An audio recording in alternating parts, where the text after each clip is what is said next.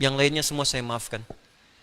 Yang dua, saya nggak bisa berkata apa-apa sebelum dia bertobat dan menyelesaikan urusannya sendiri. Ini Rajab nih, Rajab bulannya Allah, Syahrullah. Banyak istighfar.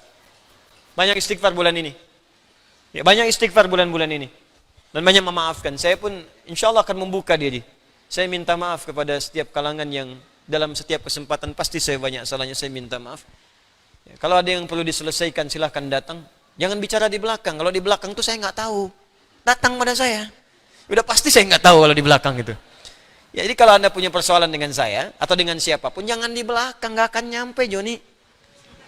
Datang bicara, selesai. Daripada Anda bingung sendiri, nyampein sana, nyampein sini, Anda pusing sendiri. Akhirnya Anda kumpulin maksiat, gak selesai-selesai dosanya. Dan Anda ajak orang lain berjamaah dosa. Mendingan datang. Saya kemarin buka Instagram. Ada curhat seorang suami istri. Minta solusi. Ustadz, saya baca itu, kadang saya baca beberapa kesempatan. Ustadz minta pandangan. Saya dilarang kakak ipar saya datang ke kajian Ustadz Adi Hidayat. Katanya ustadznya ajarannya radikal. Terus kakak iparnya bilang, saya kenal Ustadz ini sejak di Kairo. Saya tahu dia. Padahal saya pun gak pernah belajar di Kairo. Kan? Saya tuh kuliahnya di Libya, Joni. Saya gak pernah kuliah di Kairo. Yang pernah saya lakukan, talaqi tafsir pada Syekh Tantawi Jauhari. Sampai dihadiahi kitab ini. Ini kitab dari guru saya yang mulia. Saya belajar langsung dari beliau, Syekh Muhammad Tantawi itu. Saya belajar dari beliau, saya ikuti sampai ke Iskandaria. Yang tahu saya di situ cuma 3 orang. Ya, tiga-tiganya sahabat saya, Sandi Rizki. Ya, kemudian Biogen Akbar, Ikhwan Nugraha, itu teman-teman saya semua. Tambah satu, Syekh Hafid orang Afghanistan yang pakar hadis sampai saya dihadiahi bagan hadis, beliau yang merangkum kurikulum di sana. Ya, Anda bayangin saya aja diundang ke Al-Azhar, ketemu Syekh Al-Azhar, teman-teman saya Syekh Al-Azhar, teman-temannya udah kumpul di sini. Saya sahabatan sama alumni Al-Azhar. Orang Al-Azhar ngundang saya, ngundang ceramah di sana, saya Al-Azhar juga mau ketemu. Orang sana nyebut saya moderat, orang sini nyebut radikal. Dia belum minum susu itu. Dia salah info, makanya datang daripada di belakang dapat info nggak jelas. Gitu. Jadi biasakan diskusi, klarifikasi, tanyakan. Jadi kalau kumpul-kumpul begitu capek nantinya.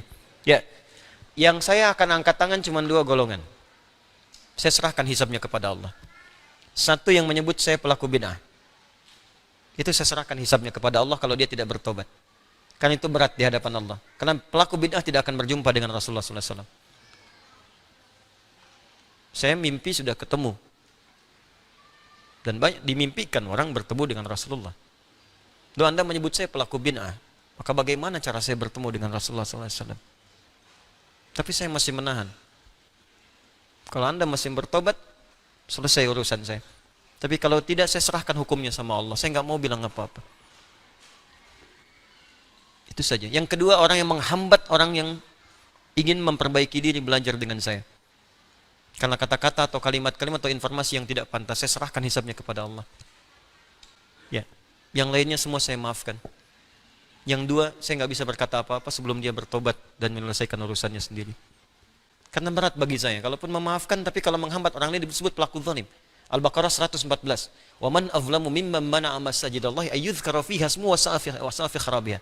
Siapa orang paling zalim disebut oleh Allah paling zalim di muka bumi yang menghambat orang lain untuk mendapatkan zikir di masjid.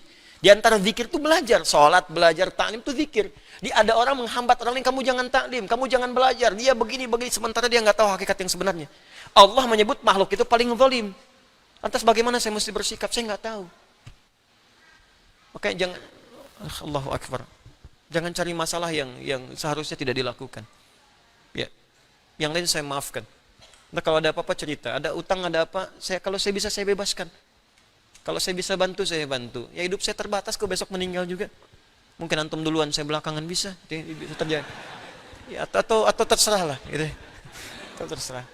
Ya, jadi sudah jangan banyak cari maksiat. Nah, kalau yang dua tadi saya serahkan urusan sama Allah. Yang menyebut saya bid'ah, atau yang kedua yang menghambat orang lain untuk mengaji tanpa alasan yang jelas. Sehingga orang itu tidak mendapatkan kebenaran. Bahkan ada yang berbahaya sehingga membuat orang itu benci dengan saya padahal nggak kenal saya. Coba Anda kebayang nggak? Kalau Anda kenal, Anda benci, mungkin ada persoalan. Anda nggak kenal, Anda benci. Kebayang nggak? Yang paling bahaya itu kan paling bahaya. Anda nggak kenal setan, difasilitasi. Anda nggak kenal saya, dibenci. Kan perbedaannya jauh. Bayangkan Nabi Musa saja, Nabi, Rasul, ya kenal Firaun, makhluk paling zalim. Firaun tuh ustad bukan, ngaku Tuhan, hobi bunuh orang. Diperintahkan Musa berdakwah kepada Firaun, berkata dengan lembut, faqula lahu qaulan layyina. Anda Nabi bukan, Rasul bukan, surga belum jelas, amalan berantakan, hisab menegangkan. Ya berdakwah kepada saya yang bukan Firaun. Saya nggak pernah bunuh orang sampai sekarang. Mabuk nggak pernah, apalagi ngaku Tuhan. Terus tiba-tiba Anda mencela saya, Anda siapa? Ya, termasuk saya pun demikian, kita sama-sama perbaiki diri.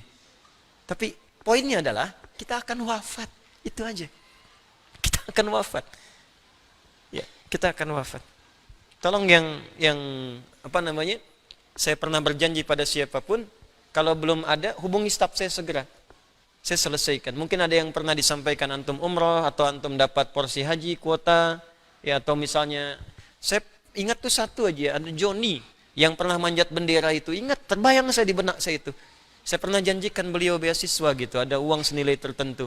Kalau ada yang tahu aksesnya, tolong sampaikan. Kalau bisa ke sini, saya ketemu. Saya nggak ada masalah, saya cinta negara saya, cinta bangsa saya. Siapa yang menghormati bangsa saya, sekalipun dia tidak seagama dengan saya akan menghargainya. Karena saya mencintai negara saya. Joni bukan muslim, tapi dia sudah membanggakan bagian menjaga marwah negara kita. Kita mesti angkat dia. Wallahu alam, kalau dia dapat hidayah, alhamdulillah. Kalau tidak, saya nggak paksa. Yang penting saya bisa mewujudkan cinta saya pada bangsa saya dengan menghargai siapapun. Ya, bodoh kalau menyebut saya anti Pancasila, itu orang bodoh. Atau menyebut saya misalnya anti NKRI, itu orang kurang sehat. Ya, kurang sehat. Dan apa hubungannya dengan materi kita sekarang?